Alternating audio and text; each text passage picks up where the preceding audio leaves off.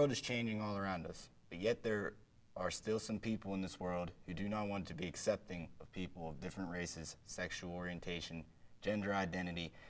No matter if we are gay, straight, bisexual, white, black, Latino, male, or female, we are all people. How can we be so judging of people when we are all God's creation? We will be talking about the effects of race discrimination, discrimination of gays, and discrimination of women. Race plays a huge role in many cases of hate crimes, and it is seen through history still to this day. Even though we are more together, there is still racism around the world. For example, on March 3rd, 1991, in Los Angeles, police officers were in a high-speed chase with African-American Rodney King and his friends. Once Rodney was forced to stop, police said that 2 passengers only showed minor resistance and that Rodney would not get out of the vehicle. Officers would pull King out of the car and would beat him over and over again with batons. The number of times that King was struck would come out to be 56 times, and he was also kicked at least 6 times and shot with a stun gun. King would suffer from a skull fracture and nerve damage to part of his face. That act of violence and mistreatment would cause many to riot. Another case of racism was the riot in Birmingham, May 12, 1963. Student protesters would go from peaceful acts to violent acts. Officers would spray the students with high-powered fire hoses and attack them with dogs. The incident was so bad that President Kennedy, in a speech, would say, "The events in Birmingham have so increased the cries for equality that no city or state or legislative body can properly choose to ignore them." The most recent case of racism happened in New York. 2 undercover cops approached Eric Garner and began to ask him if he were selling untaxed cigarettes. Garner would tell the officers, "I didn't do shit. I was just minding my own business. Every time you see me, you want to mess with me. I'm tired of it. It stops today."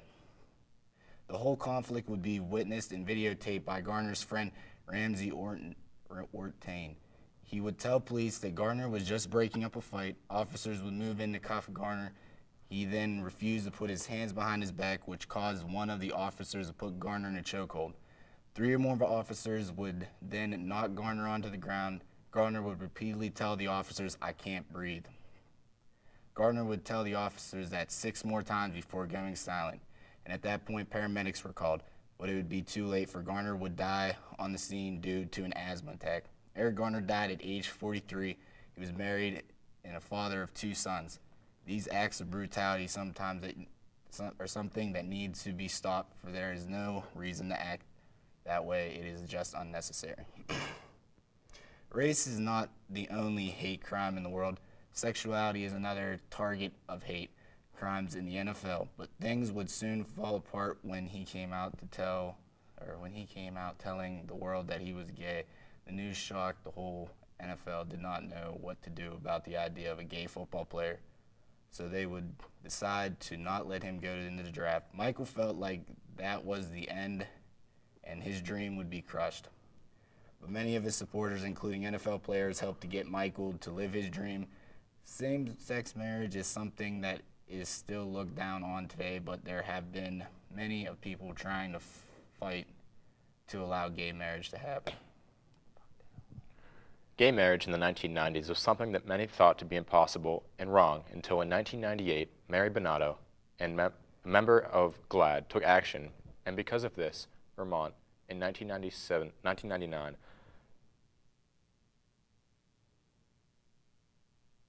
chose to allow same-sex marriage, giving the couples the same benefits as a normal married couple, and even to this day, the fight for gay marriage goes on. The last group of people that even in the world today that still deal with the situation of hate crimes are women. A perfect and sad example of hate crimes towards women happened when an 11-year-old girl by the name of Reem was forced by her father to marry to her 21-year-old cousin. She would try to kill herself 3 days after they got married. Reem's mother would take her to get a divorce, but the judge would go on to say, "We don't divorce little girls." The mother would then ask the judge, "But how come you allow the little girls to get married?" This even happened in Yemen and all over the world. Many children Many children are forced into marriages to this day, but in the last 15 years, women every day are moving closer and closer to achieve their rights. The world we live in today is not like the world we lived in years ago. We are becoming more and more diverse, with all different kinds of genders, races, and sexualities. We should be trying to join together as one to help make the world a better place instead of putting others down just because they're different. We are special in our own ways, and we are all the creations of God. So let's act like that.